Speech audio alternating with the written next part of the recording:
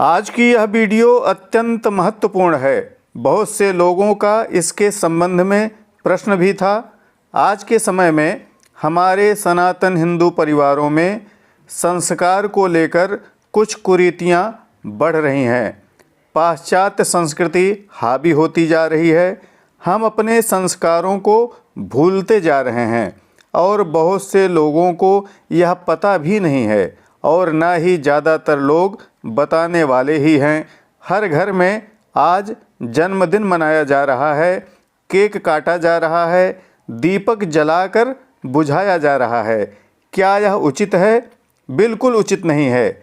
आज की इस वीडियो में हम यह जानेंगे कि जन्म दिवस के दिन हमें क्या करना चाहिए। आप केक काटते हैं, एंजॉय करते हैं। आज के परिवेश में यह करना आपके लिए बहुत ज़रूरी हो गया है। ठीक है, करिए, परंतु वर्धापन के दिन, जन्मदिवस के दिन हमें शास्त्र के अनुसार क्या करना चाहिए यह भी जानना और इसे व्यवहार में लाना अत्यंत आवश्यक है। तो आज की यह वीडियो जन्म दिवस अर्थात वर्धापन दिवस के दिन करने वाले शास्त्रीय विधि के संबंध में है। वीडियो पूरा देखिएगा। चैनल पर यदि आप नए हैं तो सब्सक्राइब करके नोटिफिकेशन बेल को जरूर ऑन कर लीजिएगा। वीडियो को अधिक से अधिक लोगों को शेयर जरूर करिएगा, जिससे आपके माध्यम से बहुत से लोगों को इसकी जानकारी हो सके। तो आइए इस वीडियो का शुभारंभ करते हैं। जन्मदिन को हम शास्त्र विधि से वर्धापन वर्षगांठ के नाम से भी जानते हैं। शास्त्रों में कहा गया है कि सच वर्ष पर्यंतम प्रतिमासम जन्म तिथौ कार्य, अर्थात यदि बालक वर्ष भर से कम आयु का है तो उसके लिए प्रतिमाह में जन्म की तिथि में वर्धापन करते हैं। तिथि से संबंध यहाँ अपनी हिंदी तिथि अर्थात प्रतिपदा, द्वितीया आदि से है। आगे कहते हैं वर्षोत्तरम प्रत्यबदम जन्म तिथौ कार्य, अर्थात एक वर्ष के बाद प्रत्येक वर्ष में जन्म की तिथि पर वर्धापन विधि करनी चाहिए। यदि दो तिथि हों तो जिसमें जन्म नक्षत्र का योग हो उस दिन जन्मदिन मनाना चाहिए। यदि जन्म नक्षत्र 2 दिन हो तो जिस दिन उस नक्षत्र में सूर्योदय हुआ हो उसे ग्रहण करना चाहिए, और 2 मुहूर्त से कम यदि वह नक्षत्र हो तो पहले दिन वाला लेना चाहिए। यदि जन्म अधिक मास में हुआ हो तो शुद्ध मास में प्रतिवर्ष वर्धापन वर्षगांठ मनाना चाहिए। अब हम वर्धापन वर्षगांठ अर्थात जन्मदिन मनाने की शास्त्रीय विधि के बारे में जानेंगे। आयुरभिवृद्ध्यर्थम वर्ष वृद्धिं कर्म करिष्ये इत संकल्प्य, कहा गया है कि इस दिन संकल्प करना चाहिए कि आयु की वृद्धि के लिए वर्ष वृद्धि कर्म को करता हूँ। यह संकल्प प्रातःकाल धारण कर लेना चाहिए। उसके बाद तिलोदवर्तन पूर्वकम तिलोदकेन स्नात्वा कृत तिलकादि विधिं गुरुं संपूज्य अक्षत पुंजेषु देवताः पूजेत, अर्थात संकल्प करके तिल के उबटन को लगाकर तिल मिले हुए जल से स्नान करना चाहिए। फिर वस्त्र तिलक आदि धारण करके गुरु को प्रणाम करना चाहिए।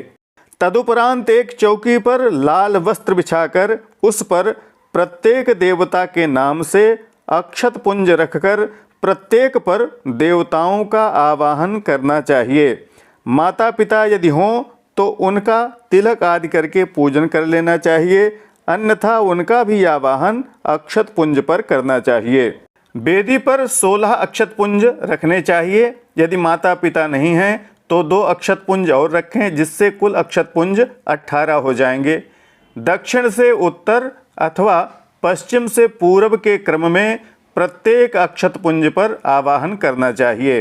कहा गया है आदौ कुल देवतायै नमः इति कुल देवतां मावाह्यो जन्म नक्षत्रम पितरौ प्रजापतिम भानुम विघ्नेशम मार्कंडेयम व्यासम जामदग्न्यम रामम अश्वत्थामानं कृपम बलिम प्रहलादम हनुमंतम विभीषणम षष्ठीं च नामनैवावाह्यो पूजयेत, अर्थात प्रथम अक्षत पुंज पर ओम कुल देवतायै नमः कुल देवताम आवाहयामि स्थापयामि। तदुपरांत अपने जन्म नक्षत्र का देवता सहित आवाहन, फिर माता पिता का, फिर ओम प्रजापतये नमः प्रजापतिम आवाहयामि स्थापयामि। ओम सूर्याय नमः सूर्यम आवाहयामि स्थापयामि। ओम गणेशाय नमः गणेशम आवाहयामि स्थापयामि। ओम मार्कंडेयाय नमः मार्कंडेयम आवाहयामि स्थापयामि। ओम व्यासाय नमः व्यासम आवाहयामि स्थापयामि। ओम परशुरामाय नमः परशुरामम आवाहयामि स्थापयामि। ओम रामाय नमः रामम आवाहयामि स्थापयामि। ओम अश्वत्थाम्ने नमः अश्वत्थामानम आवाहयामि स्थापयामि। ओम कृपाचार्याय नमः कृपाचार्यम आवाहयामि स्थापयामि। ओम बलये नमः बलिम आवाहयामि स्थापयामि। ओम प्रह्लादाय नमः प्रह्लादम आवाहयामि स्थापयामि। ओम हनुमते नमः हनुमन्तम आवाहयामि स्थापयामि।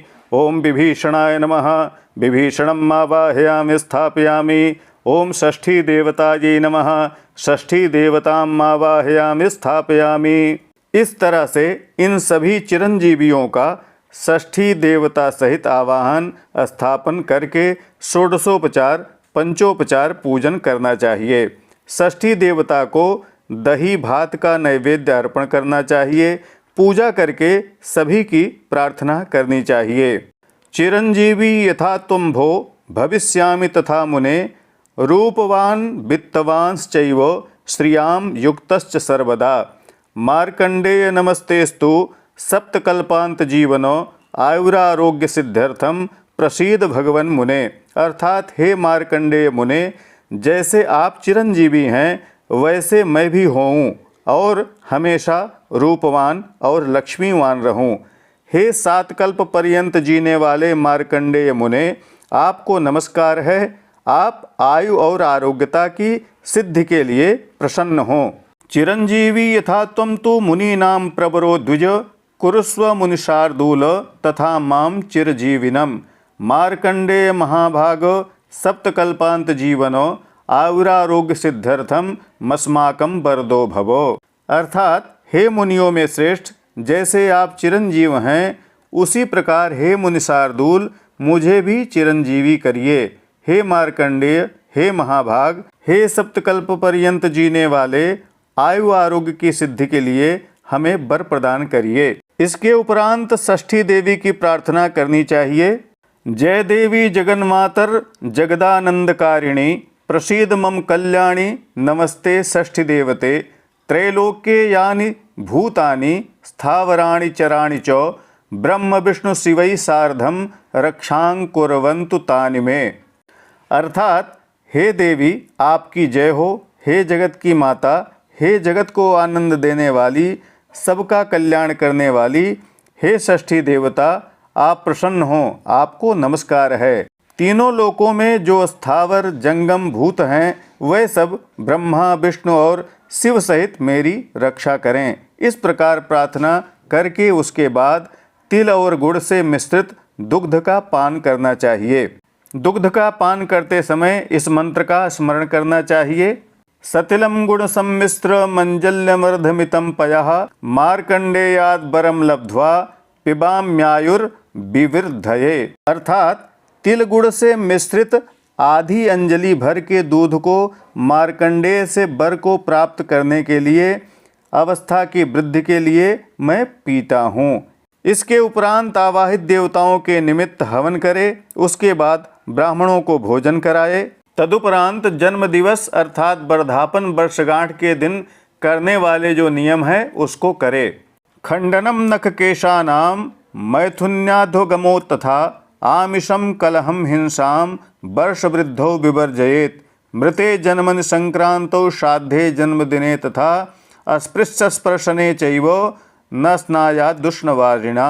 अर्थात जन्म दिवस के दिन नख काटना, बाल बनवाना, मैथुन करना, मांस भक्षण करना, यात्रा, लड़ाई, हिंसा, इन चीज़ों को त्याग देना चाहिए। अपने जन्मदिन के दिन इन चीज़ों को नहीं करना चाहिए। अगर किसी अस्पृश्य से स्पर्श हो जाए तो गर्म जल से स्नान करना चाहिए। इतने सारे कर्मकांड को यदि आप नहीं कर सकते हैं तो कम से कम जो 8 चिरंजीवी हैं उनकी पूजा करनी चाहिए, और नहीं तो जो यह विधि बतलाई गई है हमारे यहाँ शास्त्रों में वर्धापन वर्षगांठ की, उसे अवश्य करना चाहिए। ये बतलाई गई विधियाँ पूर्ण शास्त्रीय विधियाँ हैं जिसे हर सनातनी हिंदू को अवश्य करना चाहिए। ये संस्कार है जो आपकी आयु, आरोग्यता तथा ऐश्वर्य में वृद्धि करने वाले हैं। अतः खूब अच्छी तरीके से शास्त्रीय विधि से जन्मदिन मनाइए और लोगों को भी ऐसा करने के लिए प्रेरित करिए। इस वीडियो को अधिक से अधिक लोगों तक शेयर करिए। यदि इस वीडियो के माध्यम से कुछ लोग अपने संस्कार पर वापस लौटेंगे तो निश्चित ही उत्तम कार्य होगा। इसी तरह की प्रामाणिक व्रत पर्व त्योहार, ज्योतिष, वास्तु तथा ग्रह बाधा निवारण संबंधी जानकारियों के लिए बने रहें हमारे साथ। नमस्कार। जय विश्वनाथ।